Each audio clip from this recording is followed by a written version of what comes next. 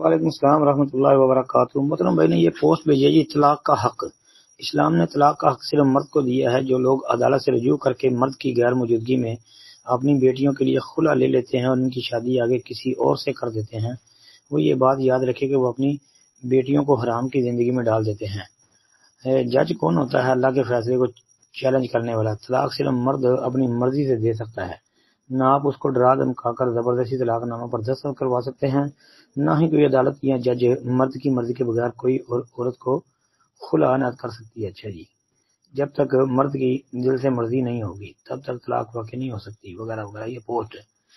اچھا جی، نہیں محترم بھائی، یہ ان کا موقف طارق جمیل کی تصویر ساتھ لگی ہے، یہ کمزور ہے۔ اسی طرح کی کوئی پوسٹ تھی یا کوئی کلپ تھا، تو ایک بھائی نے اصرار کیا تھا تو ہم نے اس کلپ کا جواب دیا تھا۔ وہ مولوی مفتی طارق مسعود، وہ بھی حنفی ہے۔ تو بات یاد رکھیں کہ ٹھیک ہے طلاق تو مرد ہی دے گا، لیکن یہ خلع جو ہے نا، یہ عدالت کی طرف سے جا کے عورت خلع لے سکتی ہے، اور خلع وہ طلاق نہیں ہوتی، یہ یاد رکھیں۔ خلع طلاق نہیں ہوتی، وہ فسخ نکاح ہوتا ہے۔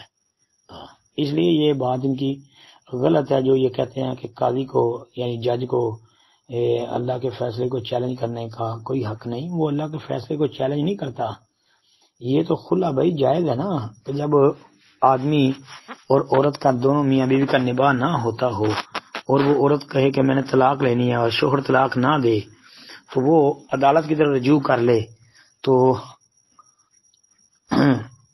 وہ آدمی اور بیوی دونوں کی بات سنیں عدالت، لیکن پھر جب وہ سمجھیں قاضی بہتر تو دونوں کی علیحدگی کروا دیں۔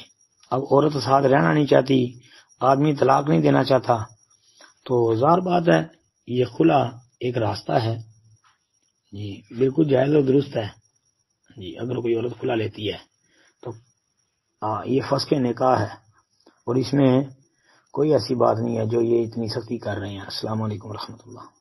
السلام علیکم ورحمۃ اللہ وبرکاتہ۔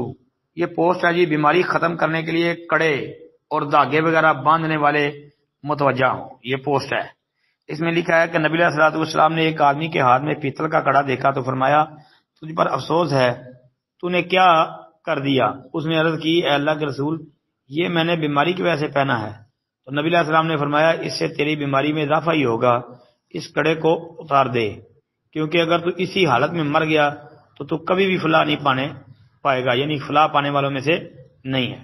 مسند احمد اور ابن ماجہ کا حوالہ دیا ہے۔ محترم بھائی یہ روایت جو ہے نا، کہتے ہیں کیا صحیح ہے؟ ہماری تحقیق میں تو روایت ضعیف ہے۔ اب میں نے تو اس کی تحقیق کی ہے، اس کی کوئی بھی سند صحیح حسن ہمارے علم میں نہیں ہے، یہ ضعیف روایت ہے۔ اگرچہ بعض علماء جو ہے اس کو حسن سمجھتے ہیں، لیکن بھائی راجح بات ہمارے علم کے مطابق یہی ہے کہ یہ ضعیف ہے، ثابت نہیں ہے۔ باقی یہ مسئلہ درست ہے، مسئلہ ٹھیک ہے، کیونکہ دیگر کتاب و سنت کے دلائل سے یہ بات سمجھ آتی ہے کہ اس غرض سے یہ پتل کے کڑے یا جناب کوئی انگوٹھیاں یا کوئی چھلے یا اس طرح کے طویل دھاگے کہ بیماری کم ہو جائے، یہ جو ہے نا یہ جائز نہیں ہے، درست نہیں ہے۔